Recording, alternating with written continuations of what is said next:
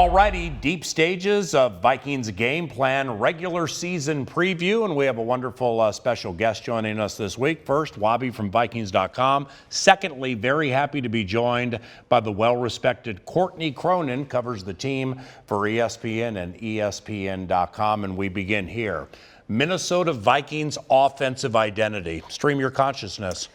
They like to run the ball. They want to be more balanced. That doesn't necessarily mean 50-50 between run and pass. It means more balanced touches for all your skill players. Yep. But two-back formations. They ran 40% of their plays this preseason out of having two backs on the field, and that averaged 6.3 yards per play, which was the highest in the NFL. Wow. You're going to win games if Dalvin Cook is doing his job and if he stays healthy and if you're not relying on Kirk Cousins to drop back 69% of the plays.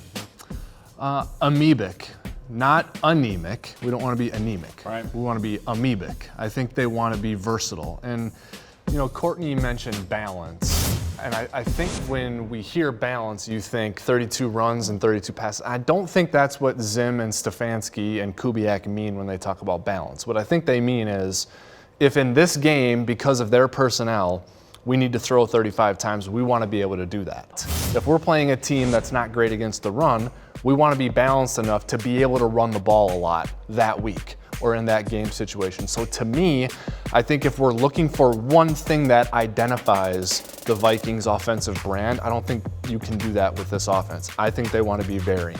Offensive identity in the Minnesota Vikings cannot conclude without mentioning Adam Thielen and Stephon Diggs. Sure, and I think that what you saw in this preseason, particularly with Kirk Cousins and Adam Thielen, is that Cousins is more comfortable throwing those contested catches. He knows that if you have an Adam Thielen, if you have a Stephon Diggs, and you want to throw the ball up to them, more times than not, they're going to come down with it. The Chicago Bears are the NFC North champions and absolutely the team to beat in this division. So, Wobby, we begin here. Not just for a game, but season long. How do the Vikings beat the Bears and win the division? Yeah, I think if you're the Vikings or any other team in the division, to run down the Bears, you're going to have to be really good at home. I mean, you're going to have to be perfect at home, 8-0 at home. Yeah. If you can do that, that affords you a little bit of flexibility on the road. The Vikings have a tough road schedule. Not only is it hard to play in Chicago and Green Bay, which we have to do annually, but we also have to go to Arrowhead this year, and we have two primetime road games on the West Coast in December. So I'm not saying the Vikings cannot succeed in those games. They can win some of those games.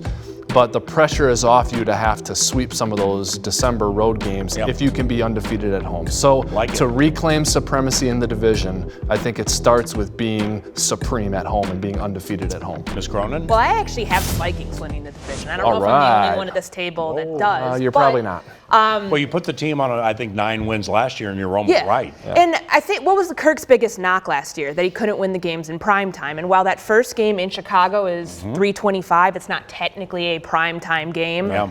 That sets the pace for what they could do in some of these bigger marquee matchups. And I think against the Bears, when that should be your measuring stick for how good you are, not only in the NFC North, but really among all the teams in the NFC, this is where you need to get it done. You need to get wins on the road at Soldier Field, a place that they haven't played well at all. Good luck to the Vikings in the NFC North. And finally, let's make some predictions into the 2019 season. Courtney, we begin with you. Who leads the Vikings in sacks and why? It's probably not a very exotic pick, but I will go ahead and say Danielle Hunter. Yeah. I had a good conversation with Andre Patterson about Hunter recently and just talking about his ceiling and that he thinks it's unfair to even judge where that is. He's 24 years old, PA. I don't know how much better he can be. I don't think anybody does. The ceiling is really infinite for him, and I think that it's very easy to say he's the best player on this defensive line. Bobby? Yeah, I think that's well stated, and you may be right, but I don't know. Something about Everson Griffin and the way he looks to me poised. He looks very poised right now, coming off a tumultuous, obviously, 2018. So I think a lot of attention is going to go the way of number 99. And I think there's a consequence that you're going to have to pay if you're going to consistently do that, and that is singling up Everson Griffin, and that's bad news for whoever does that. WobbyVikings.com, you get the first call on the next one. Who leads the team in interceptions and why? Well, I've always been a big Xavier Rhodes guy. Okay, and right now roads are under construction a little bit. The head coach has been a little tough on my guy, and he got beat against the Arizona Cardinals, so that wasn't a great look. A little late walking back to the huddle one time. But Xavier is game, and Xavier draws the other team's best player every single week, and there's something that is different about that compared to being in the off-season program. So I like the way this season is shaping up for him because I think he'll respond to adversity. 20 seconds go. I will be very curious to see how many times Xavier Rhodes does shadow the other team's #1 receiver, which is why I'm going with Trey Waynes. I mean, this is a huge year for him.